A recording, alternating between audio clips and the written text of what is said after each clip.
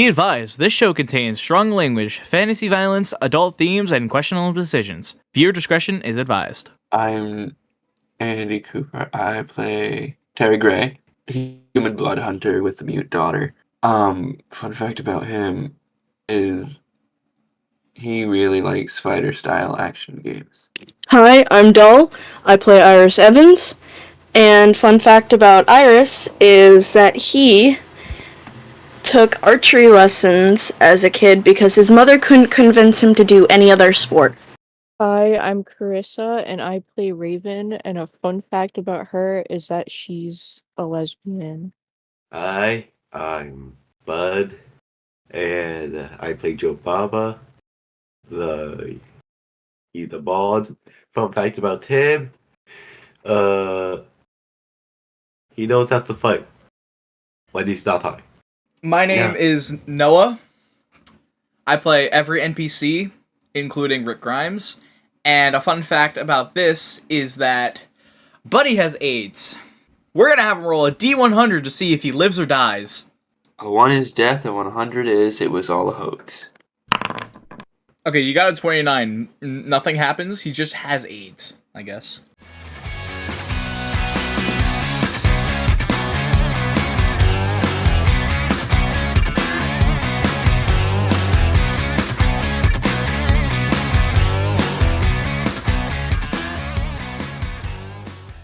It's been 5 days since the explosion at the CDC building. Lori's gonna walk up to Rick and try to talk to him. Hey, look, Save it. I don't want to talk to you. Look, I thought you were dead. What else was I supposed to do? I was lonely, I was depressed. I needed somebody to comfort me. That doesn't matter, Lori. What matters is that you're having a kid with my best friend. How do you think Coral's gonna feel knowing that his brother or sister is not his dad's? Lori walks off in tears. Iris is gonna have a conversation with whoever is near him. Who is the closest person to him? Joe Baba. Weird question, or just weird thought in general. If Lori cheated on Rick this time, who's to say that Carl is even Rick's? That's a good ass point. I know, I want to say something, but at the same time, I want to believe that Carl is Rick's, but I'm just not sure. You know, now that I think about it, he kind of does look like Shane a little bit. Yeah, I see it. Nah, he's too white to be Shane's. I have a test. I put a bit of weed in front of him and see what he does. What's that? Yeah, no, it's definitely not his son. I pick it up. Well, I mean, he doesn't necessarily have to be Shane's. I mean, if Lori cheated on Rick, who's to say somebody else wasn't involved? I feel like we got bigger things to worry about. It's been harder to hunt animals now. We're running low. Just a little bit. We should probably get moving then. This camp isn't gonna be useful in a while. I'd say this camp is just fine for right now. I like you here. We got a nice view of the sunset. And a nice cliff I can push you off. You see, that's not very nice. You know, people have feelings too. Hey, where's Terry? Who knows where that guy is? He's either walking off to some weird adventure out in freaking Glasgow, or he's in his tent playing Uno with his daughter. Losing at Uno with his daughter, probably. Iris is gonna approach Rick. Hi, Rick. Hi. I have some concerns about the future of this camp. Maybe if Daryl didn't have a trigger finger with his crossbow and kill everything, maybe we'd have more food. We have to let him reproduce, and Daryl's not doing that. They can't reproduce in a day. Well, Lori and Shane can. This camp's resources aren't going to last much longer. I'll make sure to let the others know. Maybe not Shane, we'll leave him here. Rick goes into the RV. He's going to take a nappy. The morning comes. Much like your mother on a Friday night. The morning comes. And Rick gathers everyone around, except for Shane, because he's He sleeps a little later than everyone else. Alright, everybody, listen up. Now, there's been a few concerns about the resources on camp, which means we might have to start looking around for a new sanctuary. I say we head west. West is where the farms are. If we find a farm, we'll be sustainable for a little longer. Can Terry roll sleight of hand to try to steal something? I feel like it's been a while since he's stolen something. Sure. I got a natural 20. Okay, I still Shane's backpack. Is there bullets in it for my revolver? There are bullets in it for your revolver. Yes. Oh, Terry gets his things and he puts stuff in the backpack. And then he gets in Glenn's car and takes a nap with Susie. Glenn goes into his car and he tries to start it. It won't start. What the hell? Glenn tries to start it again. Nothing. So out of anger, Glenn goes out of the car and kicks it, and the car breaks down. No! No! No! Glenn is now gonna sob near his broken down car. Whoa! What the hell is all this crying and yelling for? Why are y'all packing your things? Oh, no. I know you guys are not trying to leave without me. I gave y'all a place to stay. And this is how you repay me? And where the hell's my backpack? Joke's on you guys. I'm coming whether you like it or not. Okay, so everyone's in the RV. A little less spacious than before. You guys are off due west. So, Lori, question with everything that's been going on. Is Carl Rick's? Of course he's Rick's. I don't know, like, there's some question about it, because, you cheated on Rick, and now the baby is It was not a his. one-time thing, okay? I've loved Rick my whole life, and I know I made a stupid mistake. Shane said he went to the hospital, and the doctors told him that he wouldn't make it, and he was gonna die, but why would Shane tell me that if he's still here? Iris pauses for a moment. I think that's a question you should ask yourself, and not a question that I should answer. The RV comes to a fast stop. I want you all to roll a dexterity saving throw. My character's got a 21. Raven got a 16. Joe Baba got a 15. Terry got a 14. And Iris got a 12. Everyone doesn't fly. Why the hell we stopped? There's a bunch of zombies in the way, you nitwit! Well, what are you waiting for? Run through them! It's an RV! Are you stupid? This thing was made for weekly camping trips, not running over a bunch of people. Carl is going to trip on Shane's shoe and fall out the door of the RV. Shane notices. God, Carl! Shane goes outside to get Carl back in the RV, and a bunch of zombies are, closing in on Carl. Ah! No, don't hurt me! Shane is going to stab one of the zombies, the closest one to Carl. That's a 13. He is killing that zombie. Shane is now going to try to kill the other zombie. 12. That zombie's dead. Shane's not going to kill another zombie. He got a natural 20. I say he kills 2 zombies. And after getting that collateral kill, he picks Carl up and puts him back in the RV. And he takes this perfect opportunity to gloat and get under Rick's skin. You see, Rick? I told you. Better father than you. But a zombie grabs his arm and pulls him back out. Leave him! Oh, for the love of God. Rick gets up to get out of the RV. And now Rick is going to shoot the zombie that's got Shane. A 9. Rick shoots the zombie in the arm, which lets go of Shane. He's going to pick Shane up by his collar, bring him back into the RV, and he's going to throw him into the wall of the RV. Head first. Ah! We need a way to get rid of the zombies. We don't have enough ammo, and going close quarters is suicide. Well, then look no further. Oh my God, it's Marika. I know. Save the applause for later. Marika arrives, and she is in a bear form.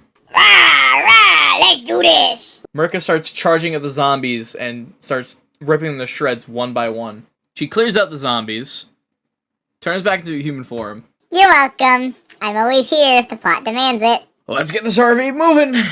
They're able to start driving again. We continue the journey west to find farmland. Tried to play a game of Uno with Terry's child. Yes, I'm walking up to them with like a smile and a wave in my hand. Terry just very obviously turns away from you and has Susie turn away as well.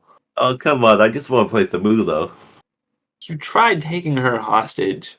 Glenn comes up and says, "Yo, wanna play Uno?" to Susie. He's fine. You're not fine. Susie grabs the Uno cards and sits at the table with Glenn to play with him. And I join. Susie gives the nod for Raven to join as well. Okay, so the Uno game goes by. Glenn has one card left. Susie pulls out a +2. Raven, you also pull out a +2. Glenn's card is a green 4 with a +4 and changes the color to yellow. And then Raven uses a yellow reverse to reverse it back to Susie, who uses a blue reverse to reverse it back to Raven. And Raven uses a skip on Glenn. And Susie wins the game by playing her last reverse, calling Uno, you placing your reverse, and she places down her 5 to win the game. Glenn is in utter shock. What the fuck? No wonder Mother Hobo over there never beat her. Oh, god damn it. It's a dead end. We have no more road. Then just drive off-road. Alright, prepare for it to be very bumpy. I'm gonna roll a d20 to see how bumpy the ride is. I rolled a 2. It's not that bumpy. He's just exaggerating. This isn't fun at all. This is the children's ride at a fair. Well, it feels like a massive bump for me. I'm old. Suddenly, the car starts to slow down and eventually comes to a stop. The hell happened? Let me go check what happened. Dale exits the RV and he's going to inspect the vehicle. God damn it. We got a flat tire.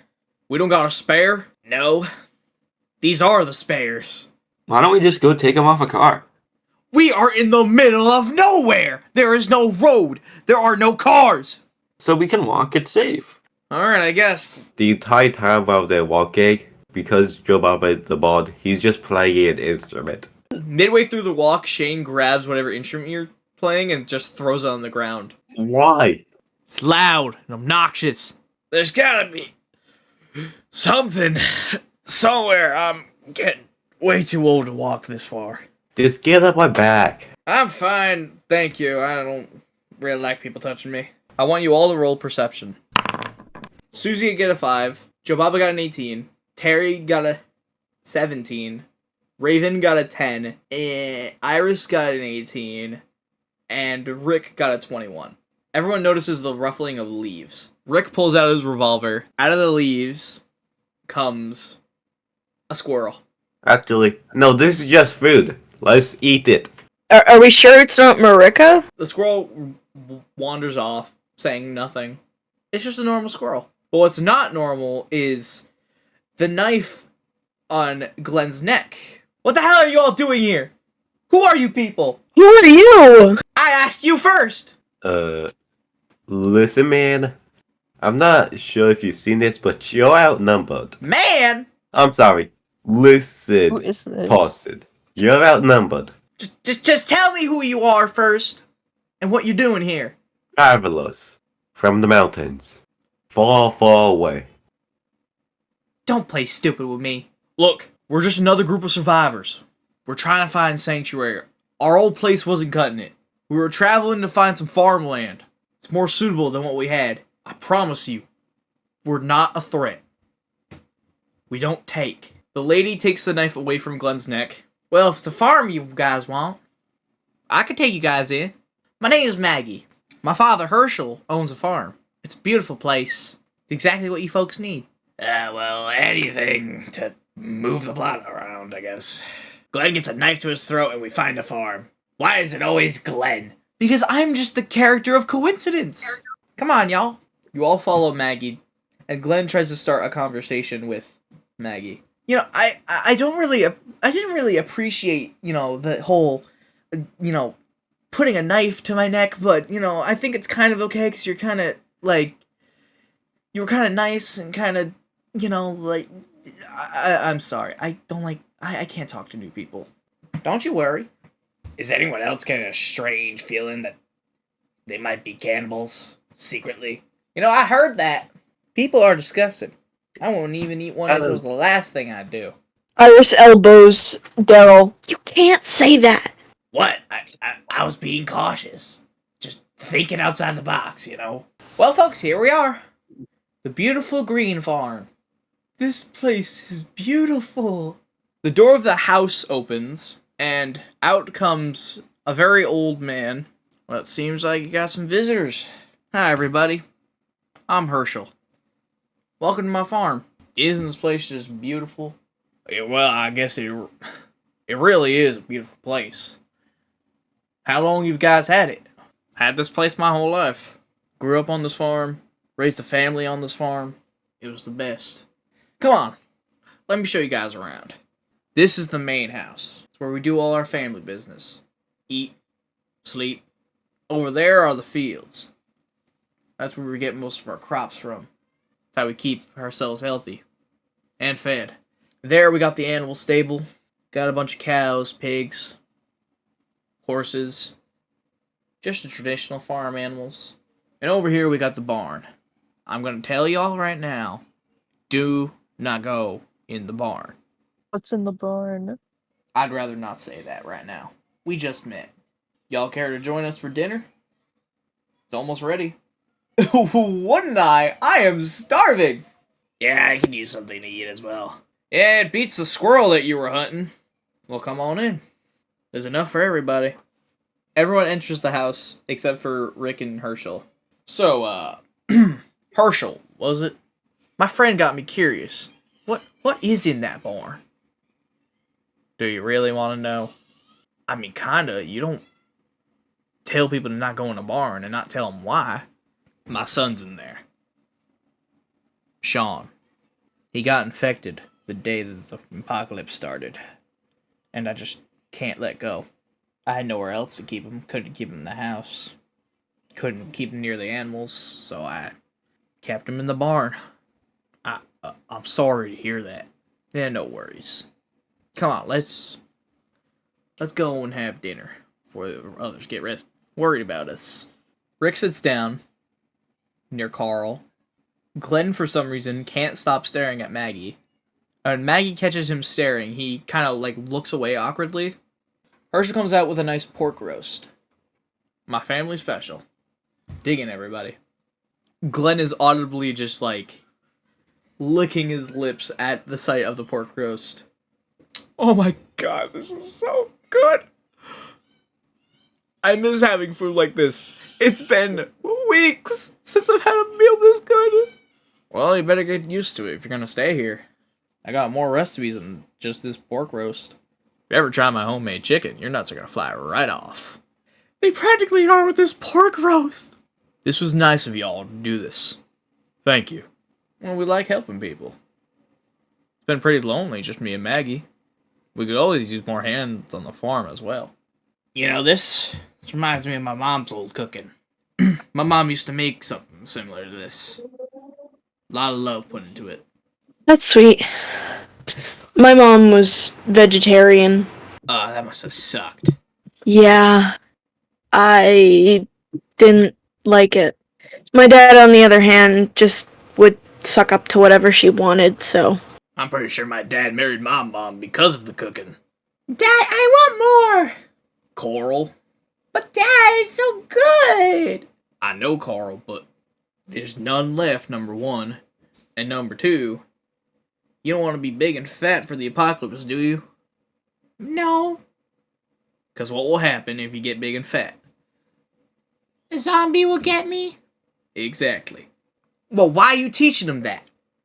Why are you teaching them it's wrong to be fat? I mean, look at Dale. Dale survived, and he's pretty fat. Well, I have a thyroid issue, so I'm stuck like this. Don't tell me how to teach my son. Well, I'm just saying your parent methods aren't exactly that helpful. That's it, enough! Both of you! I'm tired of you two constantly fighting and trying to one-up each other! Lori storms off. Carl follows after her. Rick looks at Shane and tells him, maybe Terry should have shot you instead. And storms off. Maybe now we can finally eat in peace. We're gonna cut to Rick and Lori talking. The fact that he's still with us gets under my skin. I'm still very mad at you. Look, can't you two just talk it out and settle it? I'm tired of the pointless fighting and the pointless arguing. I don't want you two trying to kill each other in a few days. I don't want my kid to have no father. Whether it be you or Shane. Fine. I'll go talk to him. Rick goes back to the dining room and asks, where did Shane go? He went that way. Don't kill him! I'm not. We're just gonna talk. Rick walks up to Shane. The hell you want from me now? Shane, look. Let's just talk. We're friends. Clearly not anymore. You don't seem to understand why I did. I didn't want to, but I felt like I had to. I genuinely thought you weren't gonna make it. And Lori needed company. And I tried to give company without pushing boundaries, but she just jumped right on me and it just happened. But you let it happen, didn't you? I know, yeah, I did, but I didn't mean for it to go like that. That doesn't matter, Shane. You still did it. But I think the best thing for us to do is to stop fighting. Try to settle things. We're friends. We've been friends for more than 15 years. We've climbed the ranks together. We fought through debt together. Hell, you drove my wife to the hospital when her water broke, man. Come on, let's not let this tear us apart. We got bigger things to worry about in this apocalypse. Rick is gonna roll persuasion. It's a 9. Shane is a little wary, but he's kind of easing into it. Come on, bring it here. They hug each other. And with a 10 to hit, Rick stabs Shane in the back. I didn't want to do this. I didn't want to. I loved you, Shane, like a brother. Rick takes the knife out of Shane's back, and Shane bleeds out. Rick turns around, and Carl is holding a revolver, pointing at Rick. Carl, it's not what it looks like. Carl. Rick slowly walks to Carl, trying to calm him down. Let me explain everything. Just put the gun down. It doesn't have to come like this. Carl is going to shoot. And with a hit of 21, he shoots the zombified body of Shane behind Rick in the head. Rick looks back at the zombified body and looks back at Carl. He grabs Carl for a hug. Lori comes out after hearing the gunshot, worried, sees Shane's body on the ground, looks at Rick with disgust in her eyes. He lets go of Carl, goes over to Lori and says, I handled it, and then walks back inside. You don't want it! You should kill yourself! Leave him! The hell is that? I said leave him. Oh, I heard a vacuum go. Maybe we can go hit a strike with you. You got more than 3 holes. What? Nothing. No words. No words. The mouth and then the nostrils. Ah! Objection, I slept with your mom.